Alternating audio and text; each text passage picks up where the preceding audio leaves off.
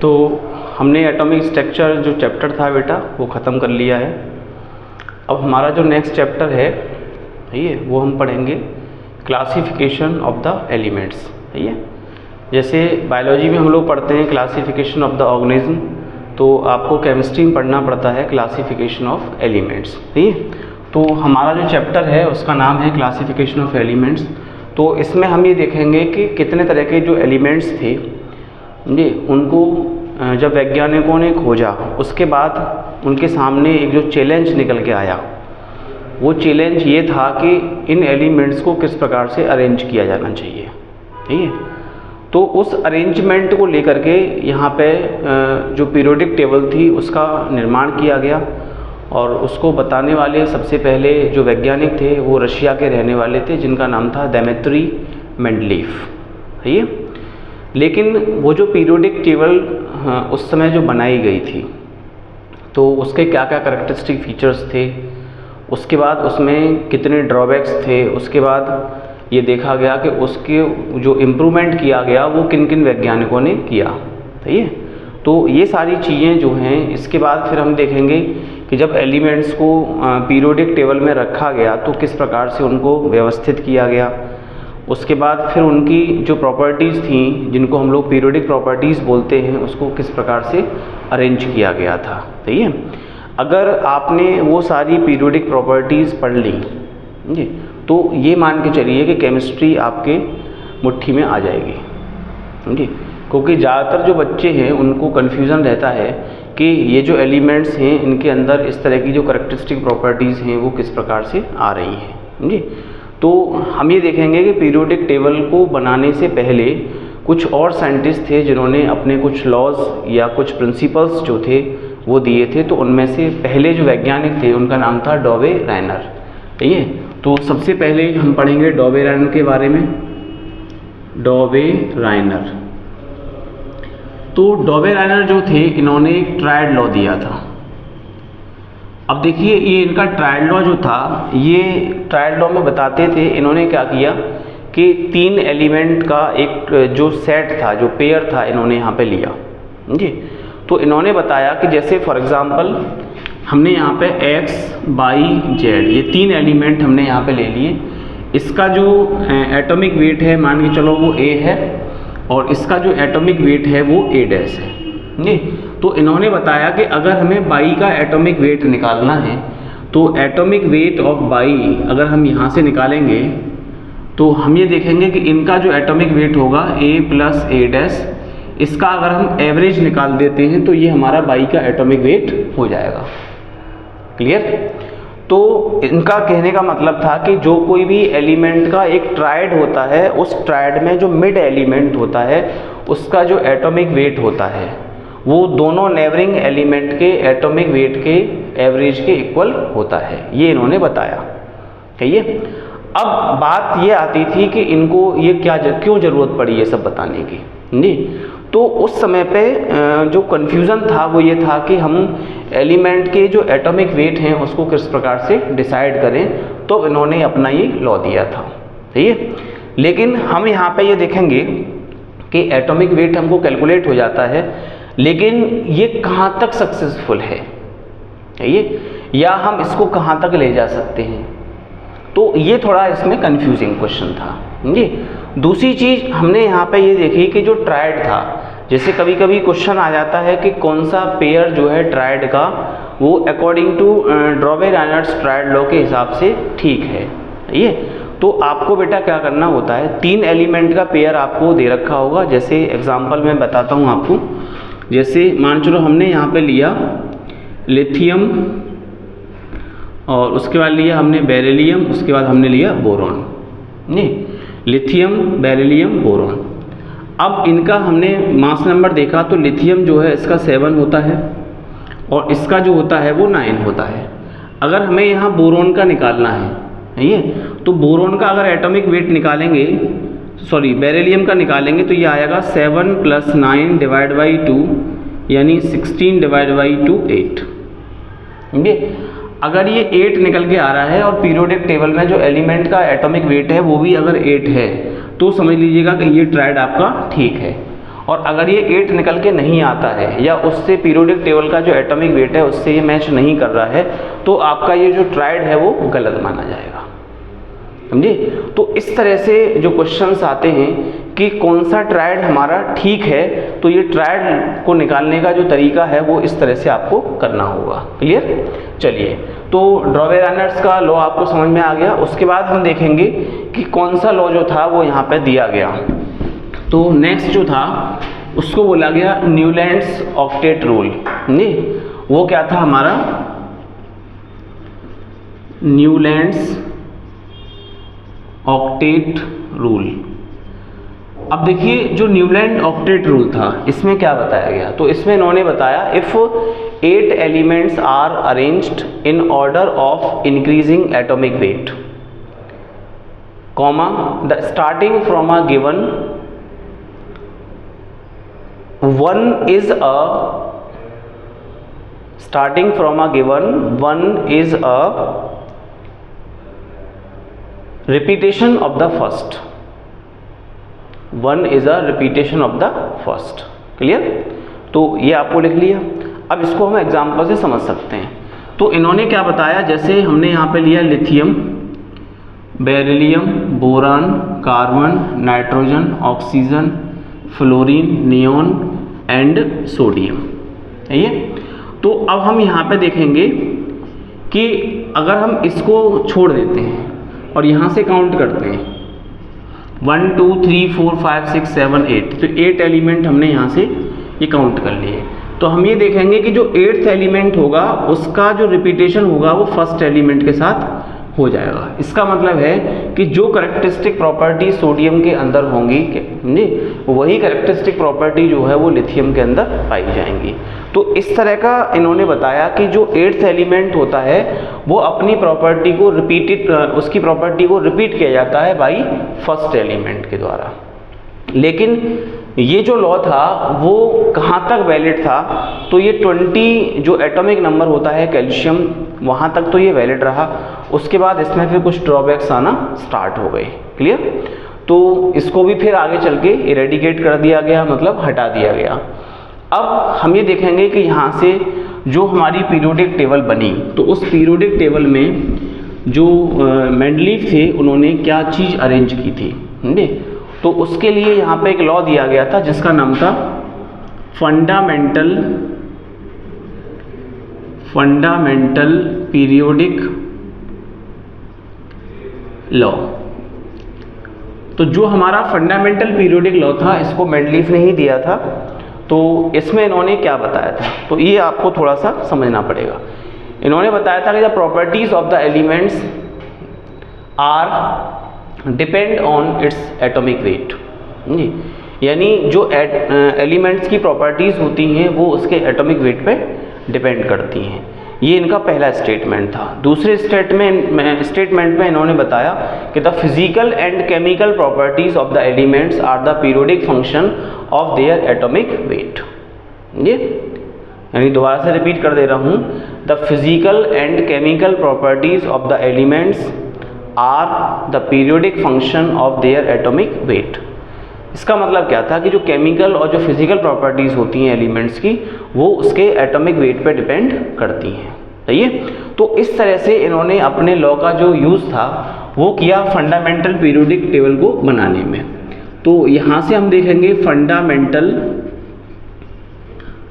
Periodic table.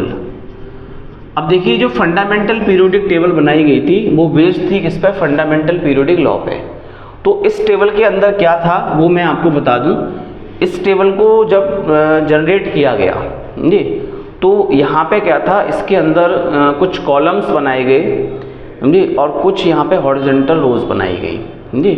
तो यहाँ पे जो हॉरिजॉन्टल जो रोज थी उनको पीरियड बोला गया जो 7 नंबर्स में थी, और जो कॉलम बनाए गए थे यानी इस तरह से, जैसे आप ऐसे समझ लीजिए इसको ऐसे करके अरेंज किया गया था। तो यहाँ पे इस तरह से हॉरिजॉन्टल रोज बनाई गई थी, तो ये 7 थी, इनको पीरियड बोला गया था।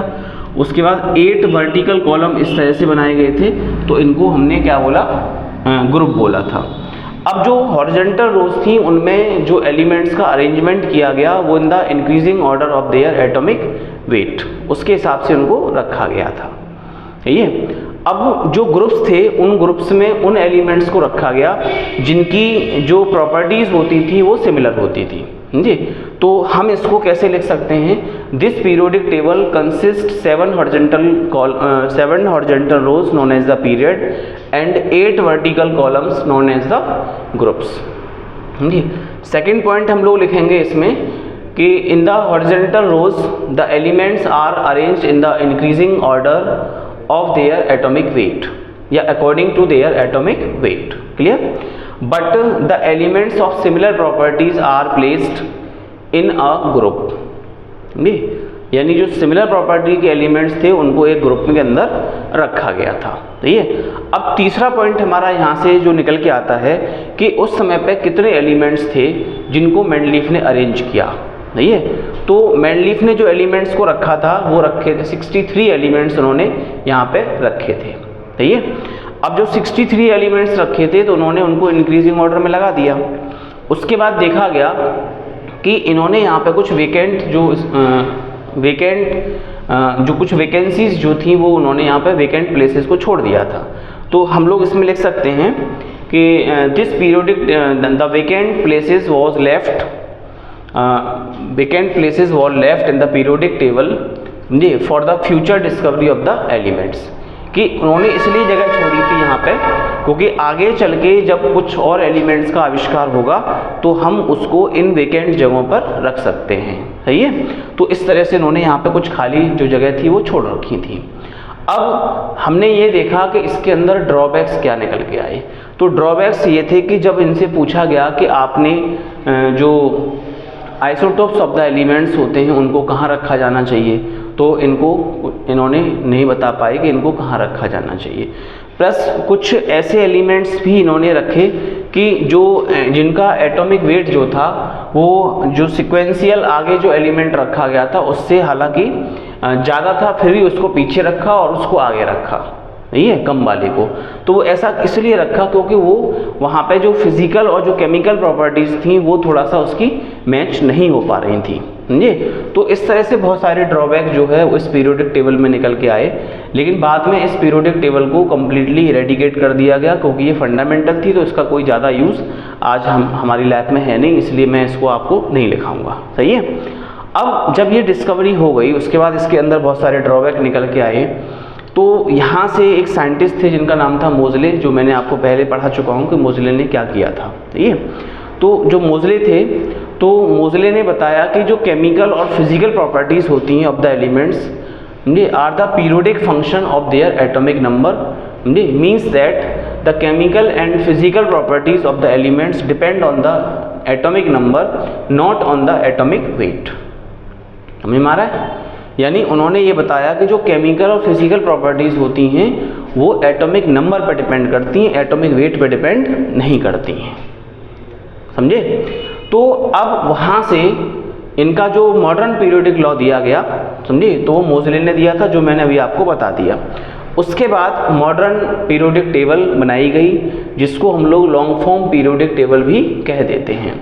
अब देखिए ये हमारे लिए पढ़ने वाली चीज़ है क्योंकि हमें इसको थोड़ा डिटेल में देखना पड़ेगा कि जो हमारी मॉडर्न पीरियोडिक टेबल थी वो किस प्रकार से इसको अरेंज किया गया। तो मॉडर्न पीरियोडिक टेबल में क्या किया इन्होंने, इस तरह से यहाँ पे देखेंगे तो हम इसको इस तरह से डिज़ाइन करेंगे ताकि आपको इजीली इसको समझ में आ जाना चाहिए कि हमें किस तरह से बनानी होती है। तो मॉडर्न पीरियोडिक टेबल में सबसे पहले इन्होंने इसको 4 अलग अलग जो ब्लॉक्स थी उसमें डिवाइड किया। तो जो पहली ब्लॉक थी उसको इन्होंने एस ब्लॉक कहा जी, इसको हमने क्या बोला, एस ब्लॉक। अब जो एस ब्लॉक थी तो एस ब्लॉक में इन्होंने ये किया कि इसके अंदर दो, यहाँ पे जो एस ब्लॉक होती है वो 2 वर्टिकल कॉलम में बटी होती है या 2 ग्रुप में बटी होती है। अब इसमें इन्होंने जो कॉलम बनाए वर्टिकल वाले, समझे, तो वर्टिकल कॉलम जो थे वो 18 थे। समझे, तो जैसे हमने यहाँ पे लिख दिया 1 2 3 4 5 6 7 8 9 10 11 12 13 14 15 जी। अब थोड़ा काउंट कर लेते हैं, 1 2 3 4 5 6 7 8 9 10 11 12 13 14 15 16। उसके बाद 2 कॉलम यहाँ पे हम और बढ़ा लेते हैं, 17 एंड 18। क्लियर। तो इस तरह से इन्होंने यहाँ पे 18 वर्टिकल कॉलम को बनाया। अब इसमें जो हॉरिजॉन्टल रोज थी वो हमारी 7 थी जी। तो हॉरिजॉन्टल रोज हम लोग खींचेंगे इस तरह से 1 2 3 4 5 6 7। क्लियर। तो इस तरह से आपने ये इसको बनाया।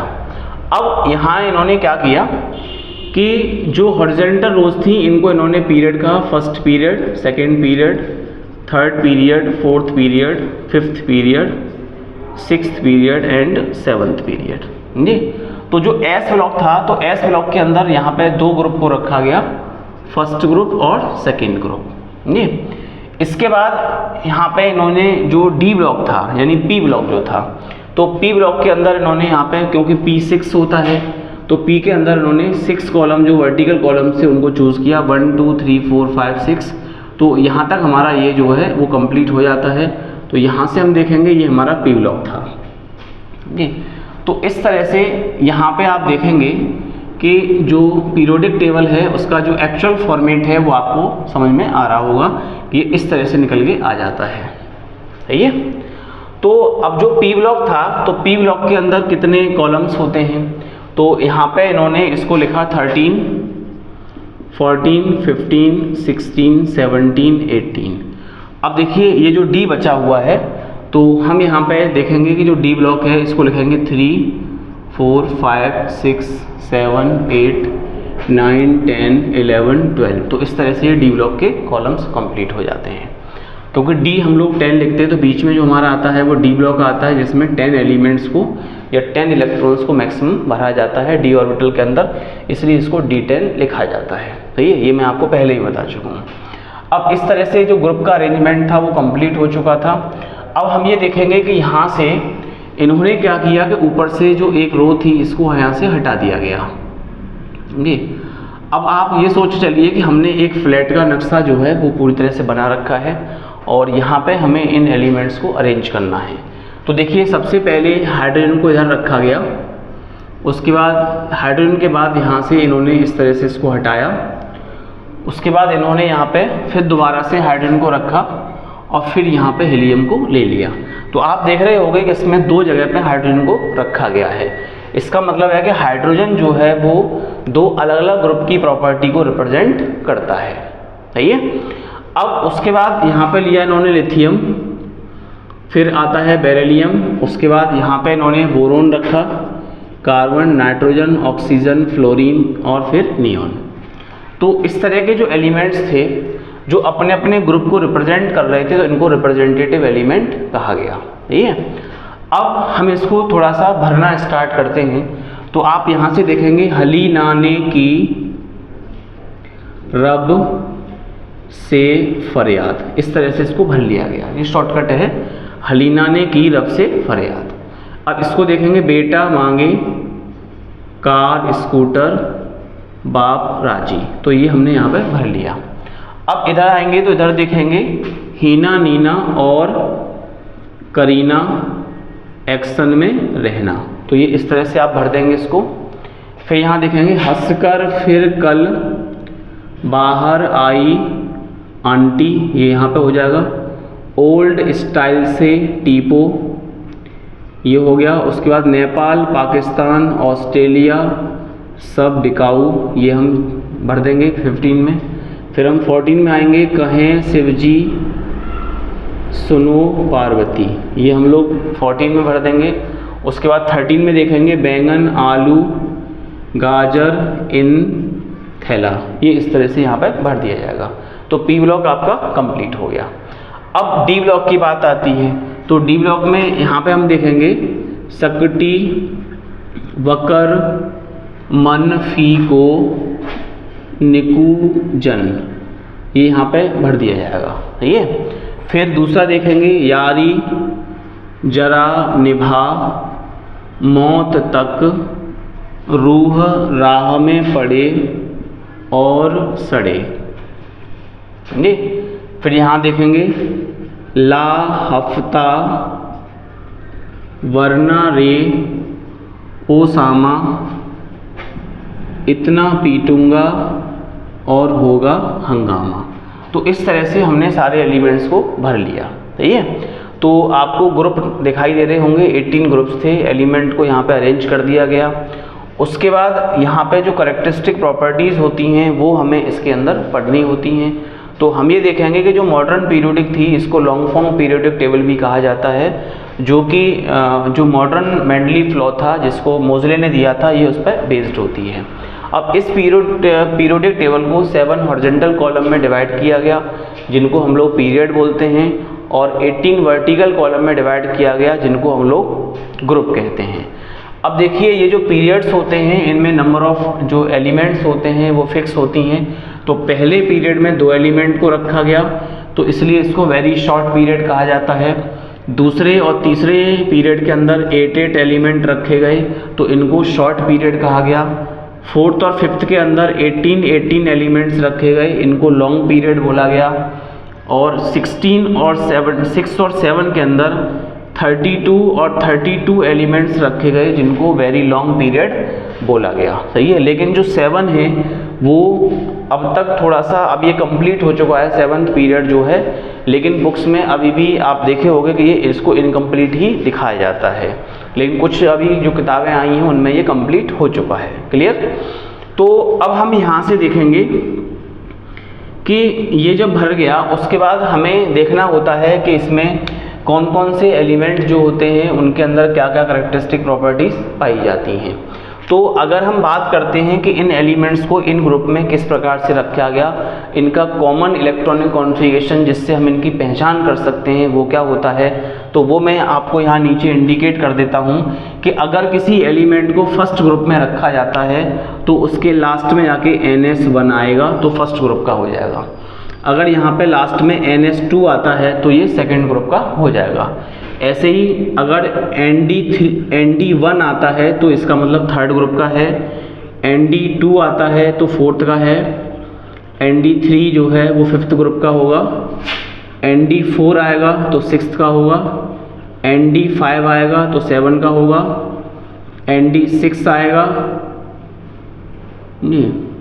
यानी ND4 ND5 7 का हो गया, ND6 8 का हो गया, ND7 जो है वो 9 में चला जाएगा, ND8 जो है वो 10th ग्रुप का होगा, और ND9 जो है वो आपका 11th ग्रुप में आएगा, और ND10 निकल के आता है तो इसका मतलब वो 12th ग्रुप का एलिमेंट होगा।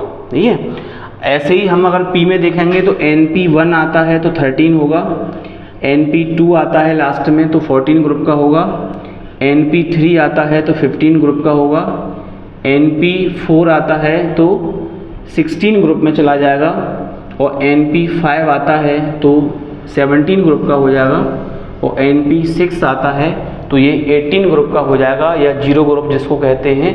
और इसकी जो खोज है वो रैमजे ने की थी। जी, वैज्ञानिक का नाम क्या था जिन्होंने 18 ग्रुप की खोज की, उसका नाम था रैमजे, RAMSA बाय। क्लियर? तो इस तरह से आप लोग इलेक्ट्रॉनिक कॉन्फ़िगरेशन के हिसाब से इनकी पहचान कर सकते हैं। अब बात आती है कि ये जो ग्रुप थे इनको किस तरह से कॉमन नेम्स जो हैं वो दिए गए। तो देखिए, सबसे पहले हम लोग जो प्रॉपर्टीज़ पढ़ेंगे वो हम देखेंगे कि जो पीरियड होते हैं, तो पीरियड में एलिमेंट्स को जो रखा गया है वो इन the increasing order of the atomic number रखा गया है, पहला पॉइंट। दूसरा, ईच पीरियड का जो फर्स्ट एलिमेंट होता है वो एक कह सकते हो एल्कली मेटल होती है, और जो लास्ट एलिमेंट होता है वो उसकी एक इनर्ट गैस एलिमेंट होता है। सही है। इसके बाद हम ये देखेंगे कि जो पीरियड्स होते हैं तो पीरियड्स में इनके अंदर कुछ पीरियोडिक प्रॉपर्टीज़ भी पाई जाती हैं जो लेफ़्ट टू राइट मूव होने पर वो चेंजेस होती रहती हैं। अब हम बात करेंगे ग्रुप्स की। तो ग्रुप्स में जो सिमिलर नेचर के एलिमेंट्स होते हैं उनको एक ग्रुप में रखा गया है, जैसा कि मेंडलीफ ने बताया था। अब ये जो ग्रुप्स होते हैं इनके अंदर करेक्टरिस्टिक प्रॉपर्टीज़ जो होती हैं जैसे फिजिकल एंड केमिकल प्रॉपर्टीज़ वो लगभग सिमिलर होती हैं, और इन ग्रुप्स को अलग अलग नाम दिए गए। जैसे अगर हम लोग फर्स्ट ग्रुप की बात करते हैं जिसका कि कॉमन कॉन्फ़िगरेशन जो है वो NS1 होता है, तो फर्स्ट ग्रुप को बोला गया एल्कली मेटल। फर्स्ट ग्रुप को बोला गया एल्कली मेटल्स, यानी ये सारे जो एलिमेंट्स थे वो मेटल्स में आते थे। अब जो NS2 था जिसको हम लोग सेकेंड ग्रुप कहते थे, तो NS2 को बोला जाता है alkali earth metal. Alkali earth metal, ये हम सेकेंड ग्रुप के एलिमेंट को कह सकते हैं। सही है। तो अब ग्रुप थर्ड से लेके ग्रुप 12 तक के जो एलिमेंट्स होते हैं इनको ट्रांजिशन मेटल कहा जाता है। इनको हम लोग कहते हैं ट्रांजिशन मेटल्स। जी, अब इनको ट्रांजिशन क्यों कहा जाता है, ये हम जब इनकी कैरेक्टरिस्टिक प्रॉपर्टीज़ पढ़ेंगे SPDF ब्लॉक्स के एलिमेंट्स की, तो हम आपको बताएंगे कि इनको ट्रांजिशन क्यों हम लोग कह देते हैं। सही है। ऐसे ही अगर हम देखेंगे ग्रुप 13, तो ग्रुप 13 के जो एलिमेंट्स होते हैं इनको बोरॉन फैमिली कहा जाता है। ये बोरॉन फैमिली के एलिमेंट्स होते हैं। और जो ग्रुप 14 के होते हैं जिनका के कॉमन NP2 आता है, तो इनको हम लोग कार्बन फैमिली कहते हैं। इनको क्या बोला जाएगा, कार्बन फैमिली। अब हम बात करते हैं ग्रुप 13, तो ग्रुप 13 के अंदर NP3 कॉमन लास्ट वाले आते हैं। NP3 इनका कॉमन कॉन्फ़िगरेशन होगा लास्ट में आकर के, तो इनको कहा जाता है निकोजेंस। इनको हम लोग क्या कहते हैं, निकोजेंस कहते हैं। और ग्रुप जो हमारा 16th ग्रुप है जिसका कॉमन NP4 आता है, तो इनको हम लोग कहते हैं कैल्कोजेंस। अब हम देखेंगे ग्रुप 17 में, तो ग्रुप 17 के जो कॉमन कॉन्फ़िगरेशन NP5 वाले हैं इनको हेलोजेंस कहा जाता है। कॉमनली इसको हम लोग क्या कहते हैं, हेलोजेंस, क्योंकि ये ओशनिक वाटर में ऐसा माना जाता है कि ये ओशनिक वाटर से ऑरिजिनेट हुए हैं और ओशनिक वाटर को हेलो कहा जाता है, इसलिए यहाँ पे हेलोज से जो शब्द है वो हेलोजन बनाया गया। अब जो ग्रुप 18 होता है जिसका कॉमन NP6 आता है, तो उसमें हम देखेंगे इनको इनर्ट गैस एलिमेंट कहा जाता है। इनर्ट गैस एलिमेंट, क्योंकि ये मोनो एटॉमिक गैसेस होते हैं और ये इनर्ट होते हैं, मतलब केमिकली ये किसी से रिएक्शन नहीं करते, इसलिए स्वतंत्र अवस्था में हमारे इन्वायरमेंट के अंदर पाए जाते हैं। क्योंकि ये इनर्ट होते हैं, किसी के साथ कोई रिएक्शन करेंगे नहीं, तो ये कोई भी कंपाउंड बनाएंगे नहीं। लेकिन कुछ विशेष परिस्थितियों में ये कुछ ऑक्साइड्स जो हैं उनका निर्माण करते हैं, या कुछ हैलाइड्स जो हैं उनका भी निर्माण करते हैं। सही है, वो हम आपको बताएंगे डिटेल में किस कंडीशन में ये ऐसा करते हैं। तो इस तरह से आपने देखा कि सारे ग्रुप को अलग अलग नाम दिया गया। अब यहाँ पे हमने ये सारी चीज़ें पढ़ने के बाद अब बात आती है कि इन एलिमेंट्स के अंदर क्या क्या कैरेक्टरिस्टिक प्रॉपर्टीज़ जो हैं वो पाई जाती हैं, तो जिनको हम लोग पीरियोडिक प्रॉपर्टीज़ कह देते हैं। तो अब हमने यहाँ पे कुछ चीज़ें बेटा समझनी हैं, और वो चीज़ें क्या हैं कि सबसे पहले आपको ये पीरियोडिक टेबल जो है वो ओरली याद होनी चाहिए। अब बात होती है कि अगर हमको इनका एटॉमिक नंबर याद रखना है तो किस प्रकार से रखा जाएगा। सही है। तो हम देखेंगे कि जैसे हाइड्रोजन हमारा 1 नंबर पे आता है और आपको लिथियम का एटॉमिक नंबर चाहिए, तो आपको क्या करना है, जितना ग्रुप एक पीरियड के अंदर नंबर ऑफ एलिमेंट्स होते हैं, जैसे फर्स्ट जो पीरियड है उसमें 2 एलिमेंट रखे गए हैं, तो हाइड्रोजन का एटॉमिक नंबर कितना है, 1 है, तो 1 में 2 प्लस कर दीजिए। तो जब 2 प्लस कर देंगे तो लिथियम का एटॉमिक नंबर आ जाएगा, तो यानी 3 हो जाएगा लिथियम का एटॉमिक नंबर। अब जैसे सोडियम का निकालना है तो 3 में 8 प्लस कर दो तो 11 सोडियम का हो जाएगा। अब पोटेशियम का निकालना है तो 11 में 8 प्लस कर दो 19 पोटेशियम का हो जाएगा। तो आपने देखा कि किसी पीरियड के अंदर कितने एलिमेंट रखे गए हैं, उन एलिमेंट्स की संख्या को अगर एलिमेंट के एटॉमिक नंबर के साथ प्लस कर देते हैं तो आपको नेक्स्ट जो एलिमेंट उस ग्रुप में आ रहा है उसका एटॉमिक नंबर आपको मिल जाएगा। समझ में आ रहा है। तो अब जैसे कोई आपसे कहता है कि साहब सीजियम है, तो सीजियम का आपको क्या बताना है, एटॉमिक नंबर बताना है, तो आपको रुबेडियम का एटॉमिक नंबर याद होना चाहिए।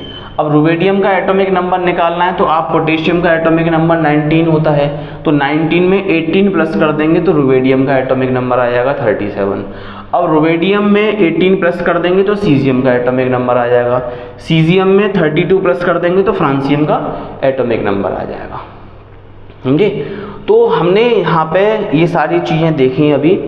तो सबसे बड़ी चीज़ है कि अब हम जो ब्लॉक्स पढ़ने वाले हैं यानी SPDF ब्लॉक के बारे में जब हम लोग स्टडी करेंगे, इनके करैक्टरिस्टिक फीचर्स पढ़ेंगे, तो उसको पढ़ने से पहले आपको कुछ कॉमन चीज़ें हैं जो यहाँ पे समझनी पड़ेंगी। सही है, तो मैं बताता हूँ। जैसे हमने S ब्लॉक एलिमेंट्स को लिया, तो आप यहाँ से देख रहे हो कि S ब्लॉक एलिमेंट्स जो हैं इनको पीरियोडिक टेबल में लेफ़्ट साइड में रखा गया है, और ये जो एलिमेंट्स होते हैं इनको दो फर्स्ट और सेकेंड ग्रुप में डिवाइड किया गया है, जिनको एल्कली मेटल और एल्कली अर्थ मेटल्स हम लोग कह देते हैं। प्लस ये एकदम प्योर मेटल्स होती हैं, ये इनमें जैसे मेटेलिक करैक्टर्स जो है पाए जाते हैं, क्योंकि इनका एटॉमिक साइज जो होता है वो बड़ा होता है। तो ये सारी प्रॉपर्टीज़ जो हैं वो निकल के आएंगी। सही है, तो आज हमने आपको पीरियोडिक टेबल के बारे में बताया। तो कल हमारी जो क्लास रहेगी उसमें हम आपको बताएंगे कि किस प्रकार से जो पीरियोडिक प्रॉपर्टीज़ होती हैं एलिमेंट्स की, वो उनको व्यवस्थित किया गया, और कितनी क्या कह सकते हो कि पीरियोडिक प्रॉपर्टीज़ एलिमेंट्स के अंदर पाई जाती हैं। तो ये हम लोग कल आपको जो हमारी क्लास होगी तो उसमें हम आपको बताएंगे। सही है, और ये सारी चीज़ें बेटा आपको एकदम तरीके से समझ लेनी है। ओके, चलिए।